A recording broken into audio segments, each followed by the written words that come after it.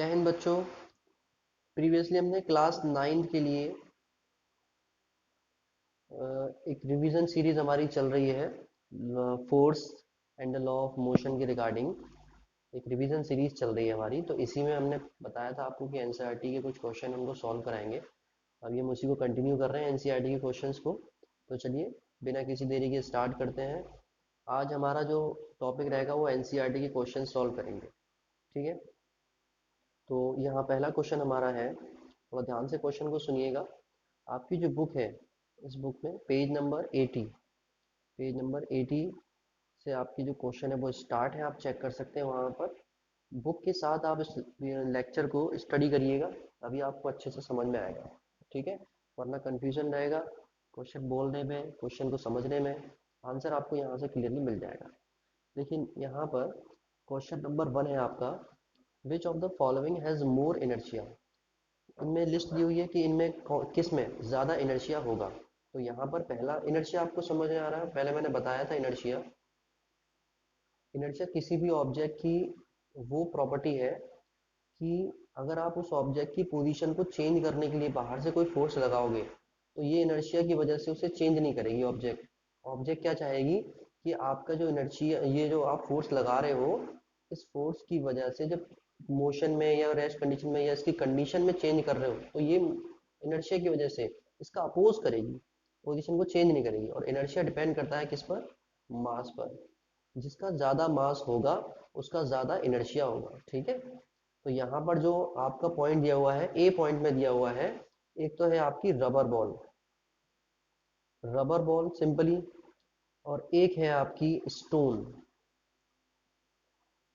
तो किसका मास ज्यादा होगा? जाहिर है स्टोन का ज्यादा होगा, तो स्टोन का इनर्शिया ज्यादा है। ठीक है, अब सेकंड ऑप्शन दिया हुआ है इन्होंने, बाइसिकल। बाइसिकल और ट्रेन, मास किसका ज्यादा? ट्रेन का ज्यादा है, तो इनर्शिया भी ट्रेन का ज्यादा होगा। अब आता है 5 रुपीज, थर्ड पॉइंट दिया हुआ है इन्होंने, 5 रुपीज और 1 rupee note, sorry 1 rupee coin. तो इसमें आपको सिंपली पता है कि 5 रुपी कॉइन का जो मास है वो compare to the 1 rupee coin ज्यादा है, इसलिए इसका इनर्शिया ज्यादा होगा। अब मैं एक बार और रिपीट कर रहा हूँ कि मास डिपेंड, इनर्शिया जो मास पर डिपेंड करता है, इसका ध्यान रखना। इसी बेस पर हम लोग इन सबको कैटेगराइज कर रहे हैं, इनका आंसर फाइंड आउट कर रहे हैं। ठीक है, अब आता है आपका जो सेकंड क्वेश्चन है, वो बहुत ज़्यादा थ्योरेटिकल है, तो उससे आप सेल्फ स्टडी करिएगा। ये क्वेश्चन आपके लिए सेल्फ है। क्वेश्चन नंबर 3 पे आते हैं हम। देखिए क्वेश्चन नंबर 3 कह रहा है, explain why some of the leaves may get detached from a tree if we vigorously shake its branch. ये कह रहा है कि जब हम पेड़ को हिलाते हैं, पेड़ आपका लगा हुआ है यहाँ पर, सपोज दैट इसकी जो पत्तियां होती हैं, डालियां होती हैं, शाखाएं हैं, इस पर पत्तियां हैं आपकी। ठीक है, पेड़ को जब हम हिलाते हैं तो इन शाखाओं से पत्ते क्यों गिरने लग जाते हैं टूट कर? ठीक है, ये सिंपल बात कह रहा है। अब देखो, इसमें हम लॉ अप्लाई करेंगे, न्यूटन के जो लॉ हमने पढ़े हैं वो।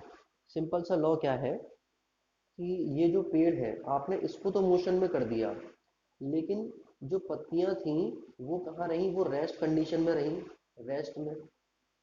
तो इनकी मोशन जब आपने चेंज की, तो ये रेस्ट में थी पत्तियां, और ट्री जो था वो आपका मूवमेंट में आ गया।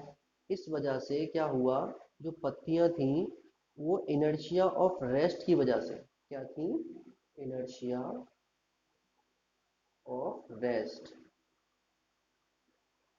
इनर्शिया ऑफ रेस्ट की वजह से गिरकर नीचे गिर जाएंगी। ठीक है, गिरेंगी और नीचे गिर जाएंगी और हट जाएंगी इधर से। ठीक है, तो ये आपका सिंपल सा मैथड, वो साइंटिफिक आंसर है, because of the inertia of rest. ये सिंपल सा आंसर है आपका। ऐसे ही कई सारे अभी क्वेश्चन आ रहे हैं, उनको ध्यान से समझना। क्वेश्चन नंबर 4 हमारा कह रहा है कि जब भी एक बस चलती है, ठीक है ध्यान से सुनना इसको।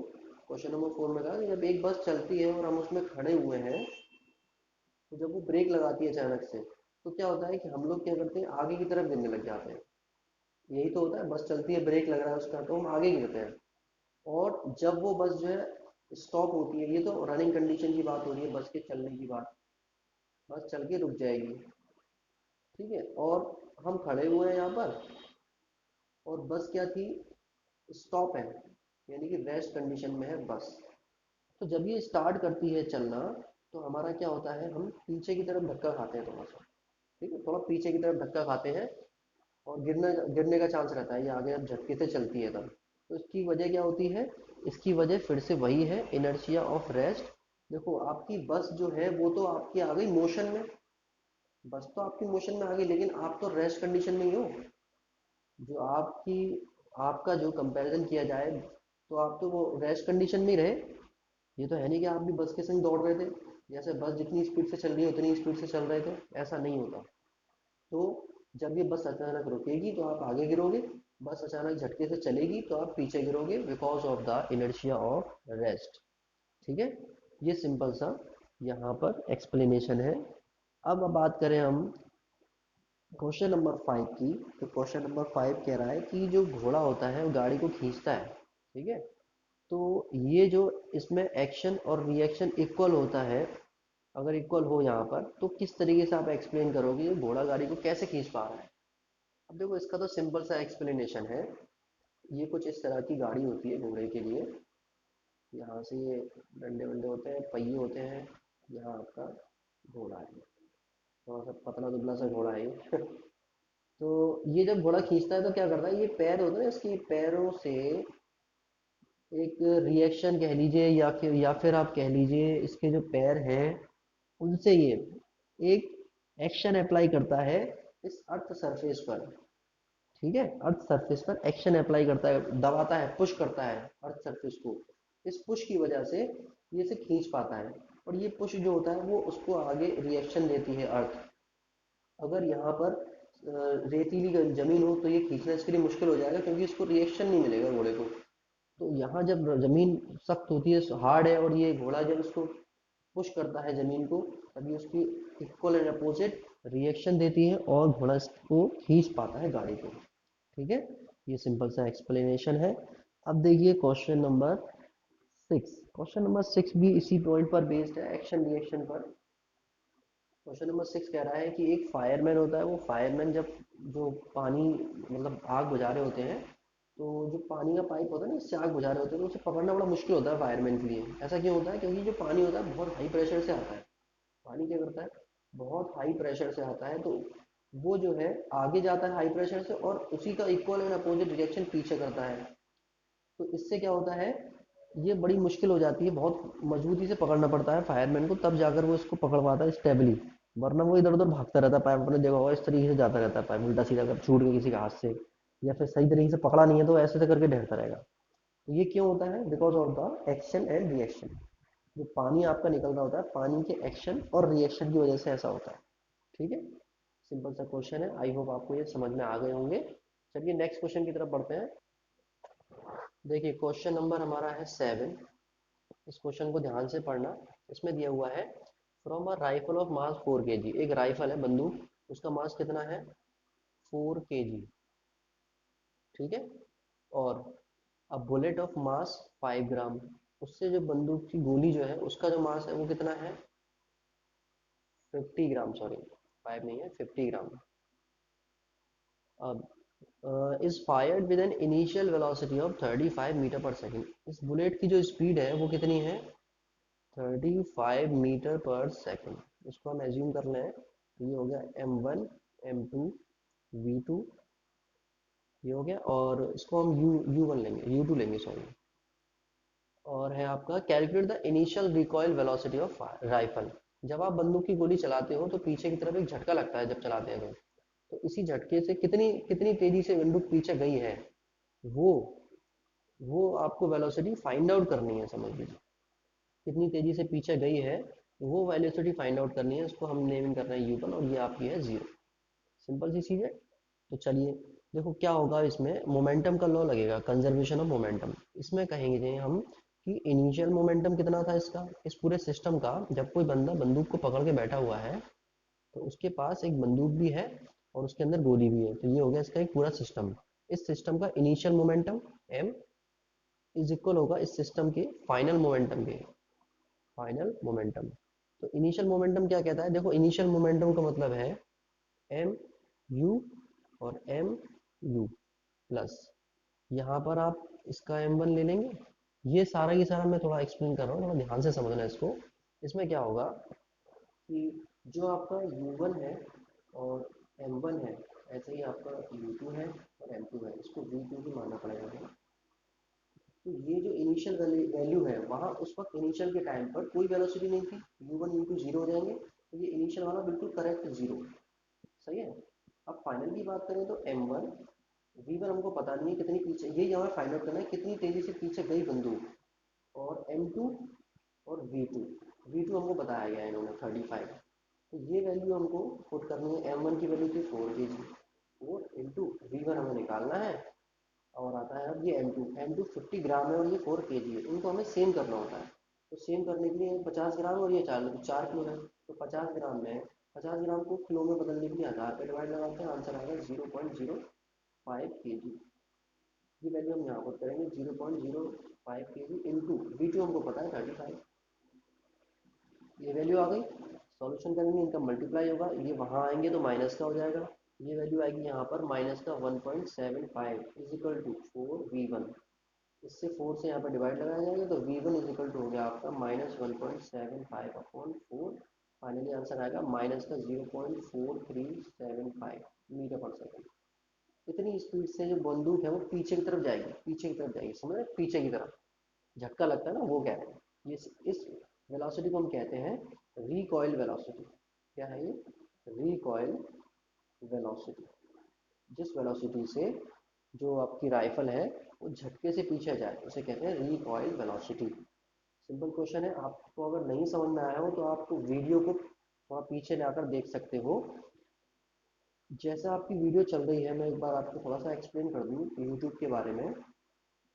ये कुछ इस तरह से आपकी वीडियो चल रही होती है, मेरा यहाँ पर ये कॉपी कुछ इस तरह से रखी होती है, यहाँ लिखा हुआ है फिजिक्स। तो यहाँ पर 3 पॉइंट होते हैं, इन 3 पॉइंट पर क्लिक करके ऑप्शन ओपन होता है, एक तो क्वालिटी का, एक क्वालिटी का ऑप्शन, और एक आपका ऑप्शन आता है यहाँ पर स्पीड का ऑप्शन। स्पीड के ऑप्शन में जो आप क्लिक करोगे तो स्पीड में आप ऊपर की तरफ क्लिक करोगे तीन ऑप्शन में तो स्पीड हो जाएगी डाउन। नॉर्मल पर रखोगे तो नॉर्मल में चलेगी वीडियो। फिर अगर आप इन तीन ऑप्शन में से किसी पे क्लिक करोगे तो स्पीड हो जाएगी हाई, बहुत तेज़ी से वीडियो चलेगी। क्वालिटी में भी ये क्वालिटी जैसा आप देखना चाहो, ये वीडियो आप आराम से 240 की क्वालिटी में देख सकते हो, ज़्यादा नेट भी खर्च नहीं होगा। ठीक है, तो जब आप इस क्वालिटी वाले ऑप्शन पर क्लिक करोगे तो 240 का ऑप्शन आएगा, वहाँ क्लिक कर देना, ये मिल जाएगा। और एक चीज़ मैं बताऊँ आपको कि अगर आप इस साइड पर इस वाले एरिया में डबल टैप करते हो इस तरह से, ऐसे करके डबल टैप करोगे तो वीडियो जो है आपकी 10 सेकंड पीछे चली जाएगी। ऐसे ही अगर आप इस साइड पर क्लिक करोगे तो वीडियो क्या करेगी आपकी, ये वीडियो पीछे आगे आ जाएगी 10 सेकंड आगे। ठीक है, तो ये अगर आपको कुछ करना है, इशू है कोई, तो आप इस तरह से सॉल्व कर सकते हैं, पीछे जाइए आगे जाइए। ठीक है, इस तरीके से। तो आप चाहो तो वीडियो को आगे पीछे कर सकते हो। चलिए अभी नेक्स्ट क्वेश्चन करते हैं, क्वेश्चन नंबर 8। तो अब हम क्वेश्चन नंबर 8 डिस्कस कर लेते हैं। देखो क्वेश्चन नंबर 8 में दिया हुआ है two objects of masses 100 gram and 200 ग्राम। दो ऑब्जेक्ट हैं आपकी जिनका मास कितना है, एक का तो मास है 100 ग्राम, यानी कि अगर इसको हम चेंज करेंगे तो हो जाएगा 0.100 किलोग्राम। ऐसे ही दूसरी ऑब्जेक्ट है आपकी M2, उसके लिए दिया हुआ है 200 ग्राम, इसे चेंज करेंगे तो 0.200 किलोग्राम। फर्स्ट ऑफ ऑल ये thing are moving alone the same direction, एक ही डायरेक्शन मूव कर रही है, and line with velocity of 2 metre पर सेकेंड एंड 1 मीटर पर सेकेंड। इनकी अलग अलग वेलोसिटी दी हुई है, वो है आपकी u1 वेलोसिटी दी हुई है इसकी 2 मीटर पर सेकेंड, यानी कि ये पहली वाली बॉडी की रिगार्डिंग है। दूसरी बॉडी की पहली शुरुआती velocity u2 equal to 1 metre पर सेकेंड, यहाँ तक। अब दिया हुआ है they collide and after the collision, they collide मतलब टकराए, और टकराने के बाद the first object moves at a velocity of 1.67 metre पर सेकेंड। पहली जो ऑब्जेक्ट थी वो कितनी वेलोसिटी से मूवमेंट किया उसने, 1.67 मीटर पर सेकेंड टकराने के बाद।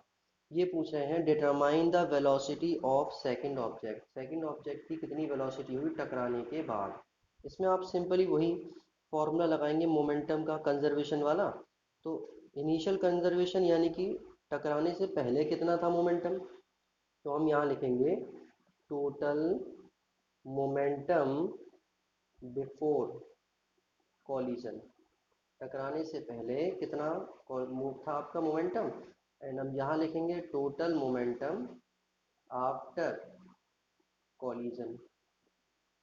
ठीक है, ये सिंपल सा हमारा फॉर्मूला रहेगा। अब देखो मोमेंटम क्या रहता है शुरुआत में, m1u1 प्लस m2u2, प्लस नहीं आएगा, और इज इक्वल टू हो जाएगा फाइनली m1v1 प्लस m2v2। सबकी वैल्यू जो भी हमें दी हुई है आपको दिख रहा होगा ऊपर, उन सब की वैल्यू पुट कर दीजिए और v2 की वैल्यू फाइंड आउट करनी है। देखो m1 की वैल्यू कितनी है 0.1 क्रॉस u1 की वैल्यू 2 प्लस m2 की वैल्यू 0.2 क्रॉस u2 की value 1 is equal to m1 की वैल्यू सेम वही 0.1 इंटू v1 की वैल्यू 1.67 प्लस m2 की वैल्यू 0.2, v2 हमको फाइंड आउट करना है, पहले इसे सॉल्व कर लेते हैं। 0.1 इंटू टू कितना होगा 0.2 प्लस ये हो गया आपका 0.2 इज इक्वल टू, इनका मल्टीप्लाई करोगे तो सिंपल आंसर आएगा 0.167 प्लस, और ये चल रहा है साथ में 0.2 v2, इनको आप जोड़ दोगे तो आंसर आएगा 0.4, और ये यहाँ प्लस का है यहाँ आएगा तो माइनस हो जाएगा 167 इज इक्वल टू 0.2 v2। इस 0.2 मल्टीप्लाई में है, वहाँ आएगा तो डिवाइड में चला जाएगा, तो आंसर आएगा v2 is equal to 0.233 upon 0.2 which is equal to after the division 1.165 metre पर सेकेंड, यानी कि टकराने के बाद दूसरी ऑब्जेक्ट इतनी वेलोसिटी से जाएगी। ठीक है, तो ये हमारे कुछ सिंपल से क्वेश्चन थे। अब आगे जो भी क्वेश्चन आएंगे हम उनको डिस्कस कर लेंगे, तब तक आप इनको अच्छे से स्टडी करो, जितना ज़्यादा क्वेश्चन की प्रैक्टिस कर सकते हो उतना ज़्यादा करो। ठीक है, तो चलिए मिलते हैं नेक्स्ट लेक्चर में। Stay home, stay safe, have a nice day.